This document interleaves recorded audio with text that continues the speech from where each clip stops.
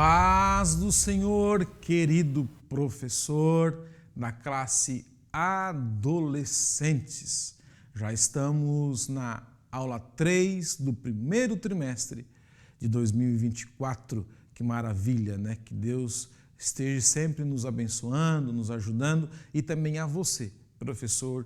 Obrigado pela sua companhia, obrigado porque você está nos assistindo, obrigado porque você está aqui neste canal AD Educacional da Assembleia de Deus de Criciúma. Que Deus abençoe a sua vida. Peço para você, professor, colocar algum comentário aqui no nosso vídeo no YouTube, coloque de que cidade que você está vendo, de que bairro, se a aula está sendo boa, se não está, para que nos ajude nesse feedback, tá bom? E que Deus abençoe a sua vida grandemente, né?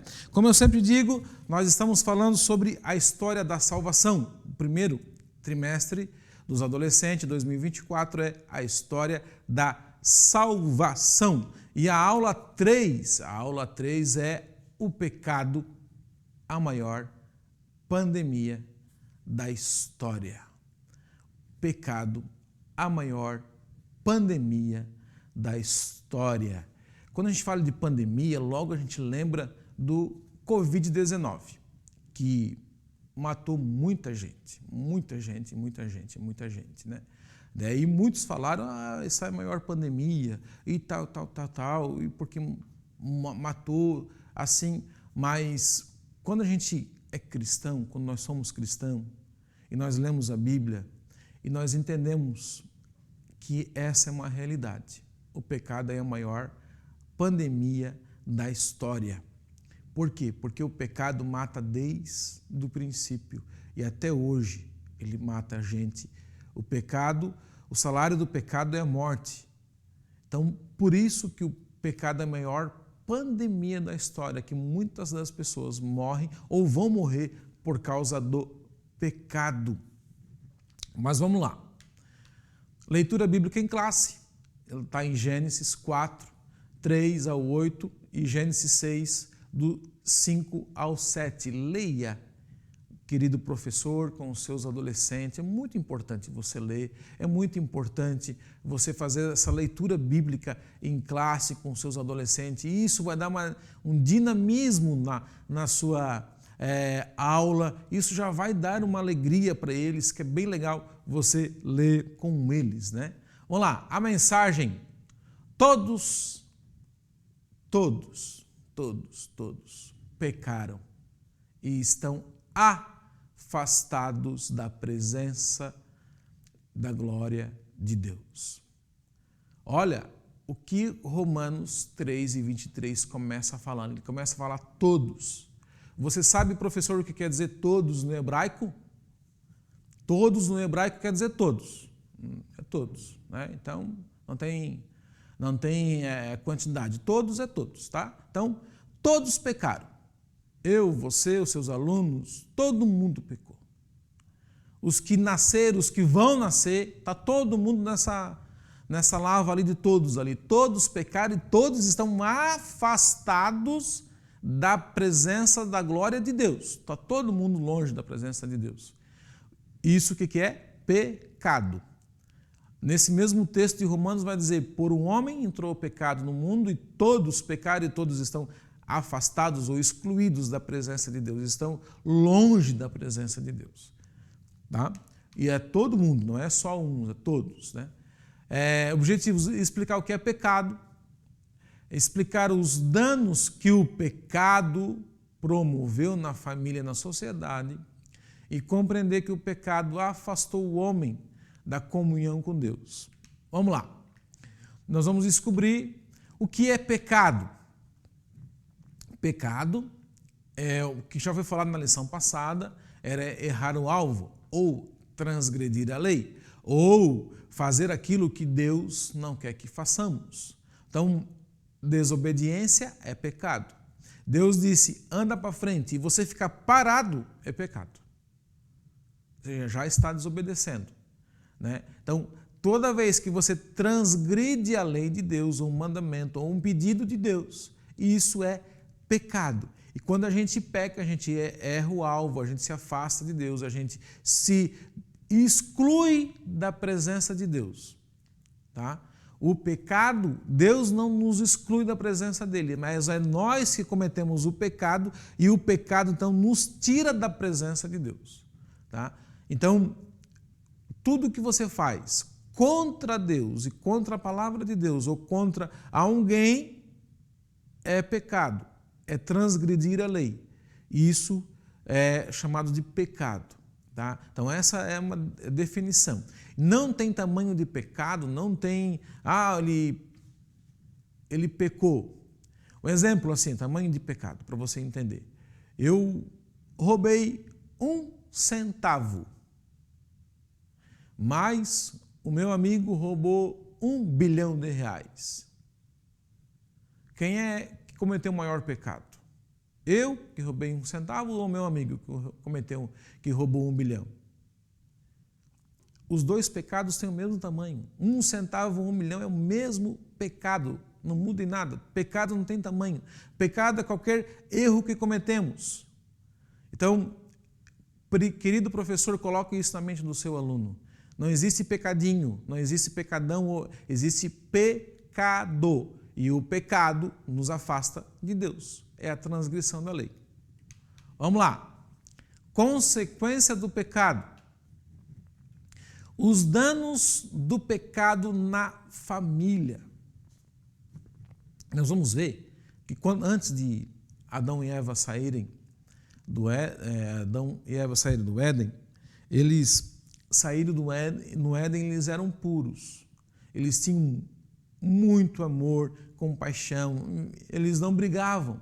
Quando eles saíram do Éden, veio a maldade no coração das pessoas, veio aquele rancor, e através do pecado acontece o primeiro dano na família, o primeiro dano do pecado na família. Caim e Abel, eles oferecem um holocausto a Deus, e Deus então aceita um deles e o outro não aceita. Um mata, Caim matou Abel e acabaram, e daí aconteceu o primeiro homicídio na história da humanidade. Caim matou Abel e aconteceu o primeiro homicídio, o primeiro dano. E qual é esse dano? É a confusão, é aquele atrito, aquelas coisas que às vezes a gente faz uma reunião de família, né? E na reunião de família a gente começa a conversar, tu viu que fulano fez isso, aquilo outro, tal, e dá um atrito na família que você não imagina. Não, ele não falou comigo, ele falou, não falou, ele fez isso ou não fez, e isso é dano do pecado desde aquela época até hoje. E são as consequências do pecado no meio da família. A família fica com uma confusão, a família fica assim uma coisa, muitas das vezes dá muitos atritos por causa do pecado. A consequência do pecado. Né? Então, embora o pecado tenha força, olha, eu coloquei em vermelho ali, olha que legal. Embora o pecado tenha força para desintegrar uma família, em Jesus Cristo há esperança, porque Ele venceu o pecado e a morte.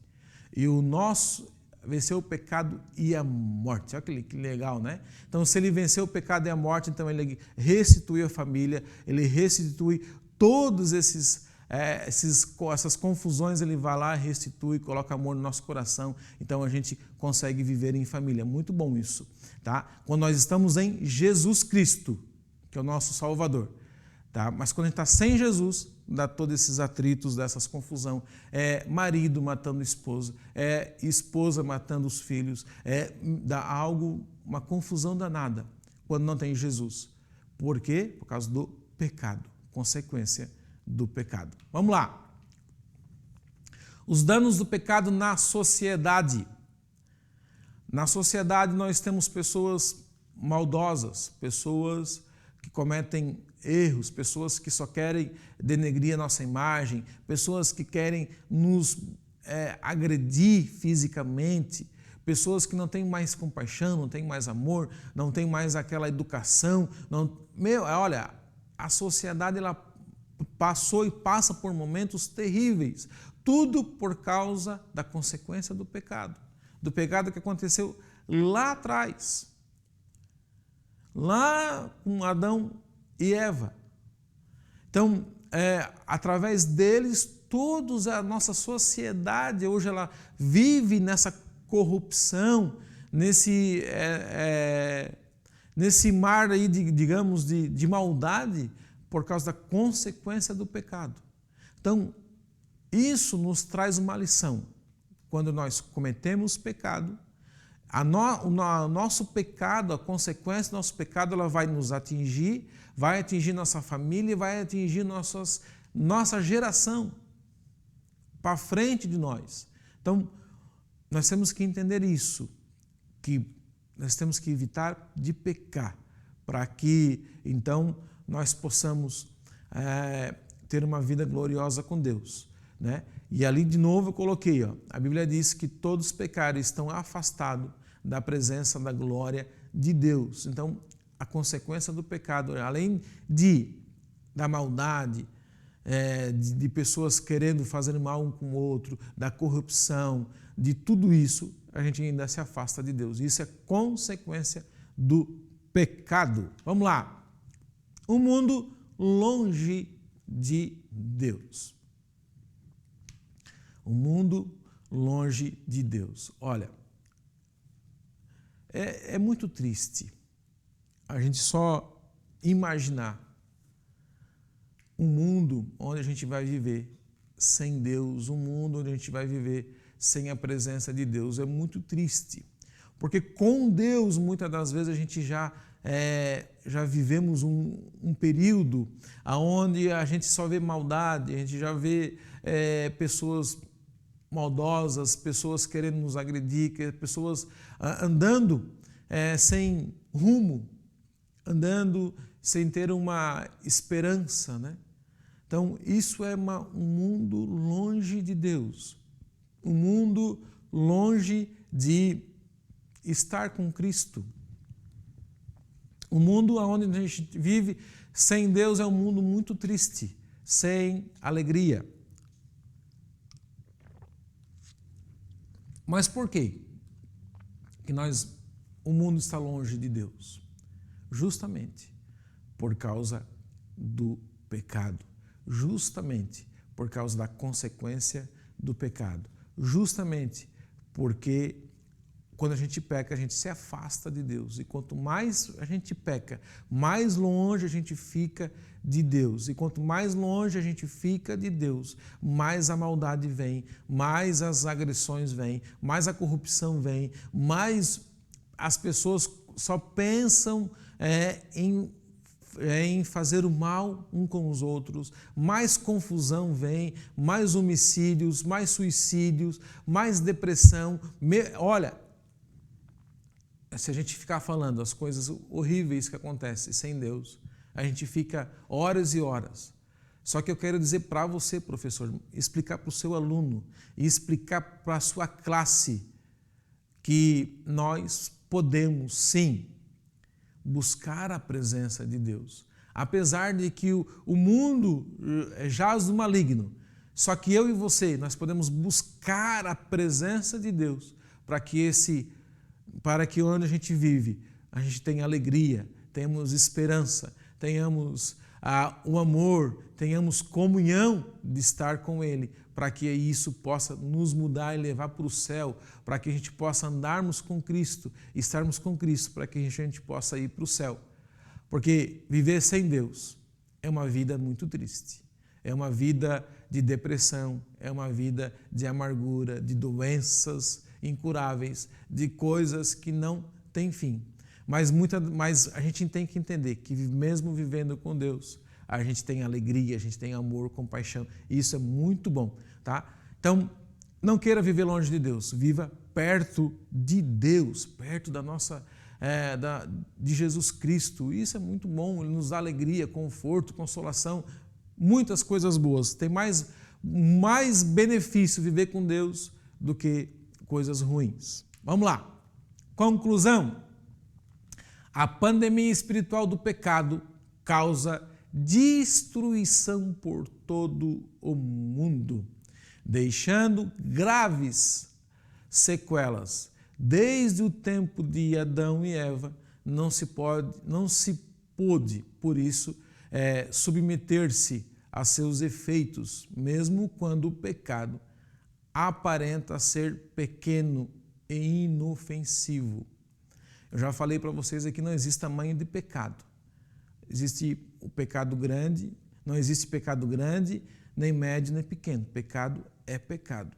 Cada dia temos de se afastar do pecado, buscando uma vida de santidade e comunhão com Deus. Então, todos os dias nós temos que viver uma vida de comunhão e santidade com Deus. E uma das melhores formas de nós buscar uma vida de comunhão com Deus é através da leitura bíblica. Todo dia que você ler a Bíblia, você vai ter uma comunhão com Deus. Você vai conhecer Deus. Através da oração também você vai conhecer Deus e você vai ter uma comunhão com Deus e uma vida de santidade com Deus. E quando nós temos uma vida de santidade e comunhão com Deus, nós se afastamos do pecado. Quando a gente peca, nós se afastamos de Deus. Mas quando a gente se aproxima de Deus, a gente se afasta do pecado. Então, fica a minha dica, quanto mais você orar, quanto mais você ler a Bíblia, quanto mais você ter uma comunhão com Deus, mais você vai se afastar do pecado, da tentação, de tudo que o diabo traz de ruim. Professor, que Deus abençoe a sua aula. Professor, que Deus abençoe a sua classe. Que Deus abençoe você grandemente, que você possa transmitir para os seus alunos que a melhor coisa que tem é ter uma vida de comunhão com Deus. Que Deus lhe abençoe e até a próxima aula.